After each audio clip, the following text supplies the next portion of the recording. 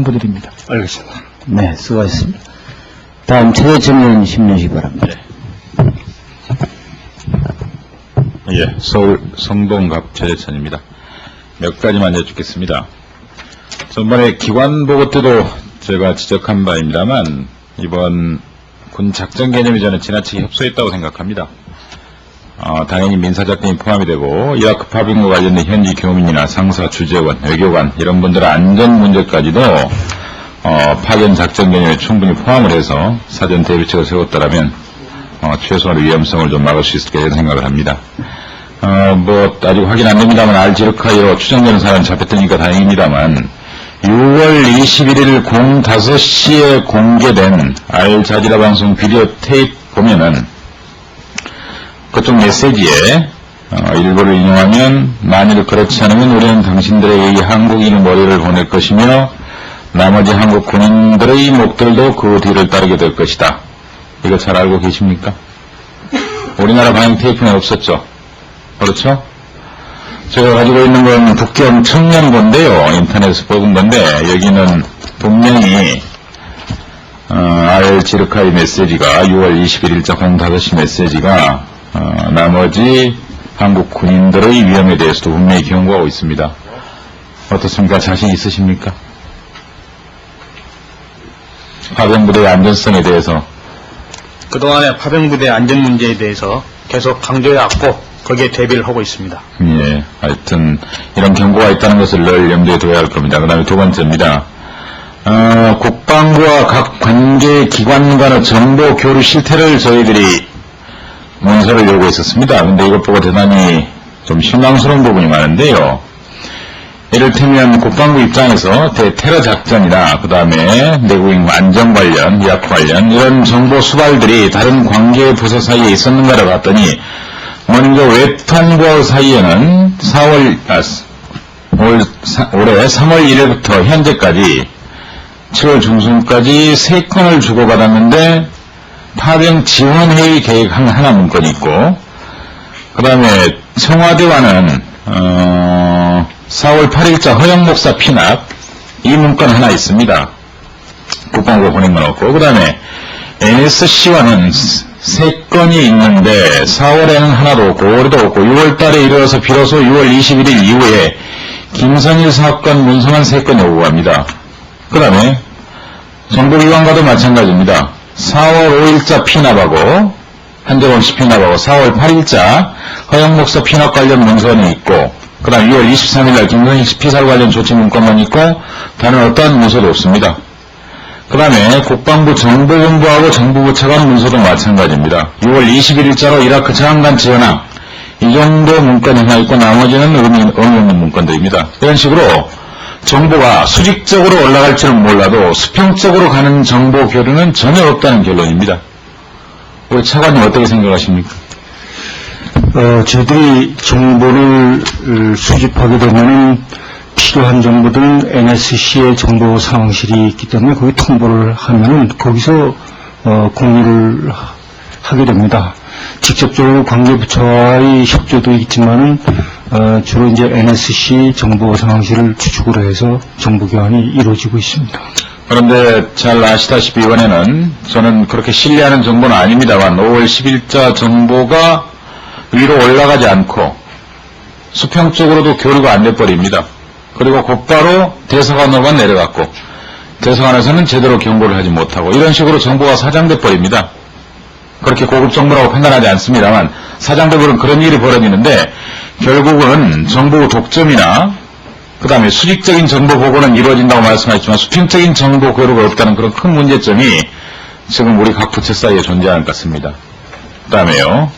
우리 존경하는 박진 의원님께서 제가 하고 싶은 질문을 지금 다 해보겠습니다. 재외국민 매뉴얼에 아까 말씀 주신 대로 인질 구출팀을 가동할 수 없게 돼 있는데 이번에는 어쨌든 인질 구출팀을 구성하거나 파견 준비를 한 사실은 없죠? 송기석 대리님, 그렇죠? 아까 보고드린 것처럼 국내에서 거기까지 가기에는 예, 그러니까 없죠? 여기서는 안 오고 현지에 있는 부대를 협조해서는 방향으로 검토했습니다. 그러면 이라크 미군에게 인질 구출팀 가동을 미리 사전에 준비 요청한 경우는 있습니까? 혹시 위치가 할 위치가 나올 경우를 대비해서. 협의를 했을 때 어떤 부대가 가용하겠느냐, 또 그런 부대를 구성한 곳이 있느냐 확인했을 때에 예. 특정에 구성되어 있는 것은 없다. 그 다음에 거기에 있는 그 지역이 해병 원정군 담당지이기 때문에 해병 원정군에서 TF를 구성해서 할 걸로 생각이 된다. 여기까지 협조했습니다. 우리가 정식으로 요청한 겁니까? 아니면 확인 정도 한 겁니까?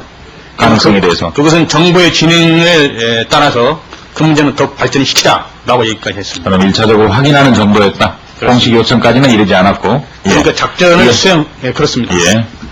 참고로 일본도 미군이 출동했다는 거 알고 계시죠? 일본 인질 사건의 경우에도 우리나라 협상 대책팀이 요르단에 가서 요르단 대사를 만났을 때 요르단 주일 대사가 이런 말을 합니다. 요르단 대사가 이런 말을 합니다. 일본도 미군이 정보를 확인해가지고 현장을 급습하면 늦어가지고 또 옮겨버리고 이런 경우가 있었다. 어쨌든 이걸 참고로 말해둡니다. 보고되어 있습니다. 그 다음에요. 한 가지만 묻겠습니다. 최종일 준장을 가장 주된 임무는 뭐로 봐야 됩니까? 최정일 준장의 최초 파견 목적은 지금 그 자이툰 사단의 작전 부사단장으로서 예. 거기에 자이툰 사단 전개를 위한 그 협조를 하기 위해서 임무를 띄워갔습니다. 예, 그러면 그런데 미군과 그 현지에 협조단의 그 장교의 선임대 계획이 대령이었기 때문에 이 문제를 통합시키기 위해서 나중에는 거기에서 한국군 선임 장교를 겸한 임무를 통합해서 수행하고 있습니다. 그럼 미군과 테러 관련 정보 교류 업무도 포함된다고 볼 수 있습니까? 없습니까? 포함된다고 볼 수 있습니다. 그럼 한국인 테러를 예고하는 혹시 한국인 테러와 관련된 그런 경고하는 이런 관련 보고서 올린 건 있습니까? 없죠? 특별히 테러와 관련된 것은 없었습니다. 네. 자이툰 부대 공납 계약 알선 업무도 포함이 됩니까? 그 알선 업무는 포함되지 않습니다. 그러나 그 현지에서 자이툰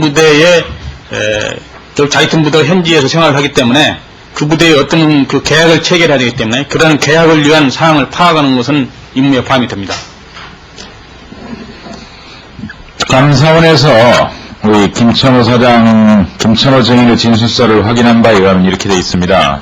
최정일 준장이 막사건설에 대해서 문의라니까 이건 6번 소관이라 안 된다. 다른 물품은 도움 줄 수 있다. 사람 소개해주겠다. 자, 이렇게 말한 건 업무 범위에 포함이 됩니까? 아니면 업무 영역을 벗어난 월권행위입니까? 어떻습니까?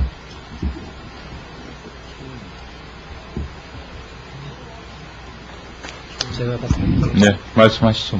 그 정도는 네. 하나의 그 부사단장이나 직책가 좋은 정도이지 모든 그 입찰이나 계약은 육군본부 또는 그 현지 사단장이 그런 계약을 체결할 수 있는 이런 권한을 가지고 있습니다. 그래서 부사단장으로 그냥 어떤 조언 뭐 이런 정도의 의례적인 말이라고 예, 생각합니다. 그렇습니다. 예. 김천호 증인 어떻습니까? 이 막사건설은 6번 소관이라 안 된다. 다른 물품 도움 줄 수 있다. 사람 소개해주겠다. 이 다른 의미에 대해서 어떻게 받아들였습니까, 당시? 이렇게 말하는 데 대해서 부탁을 했을 때. 정말로 도움을 줄 것 같던가요? 아니면은 뭐 거절하는 의미로 이렇게 발언하던가요?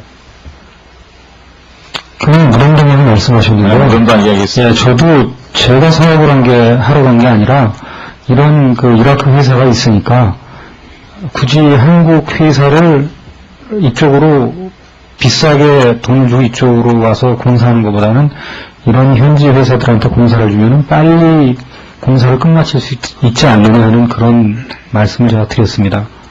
네, 이상입니다.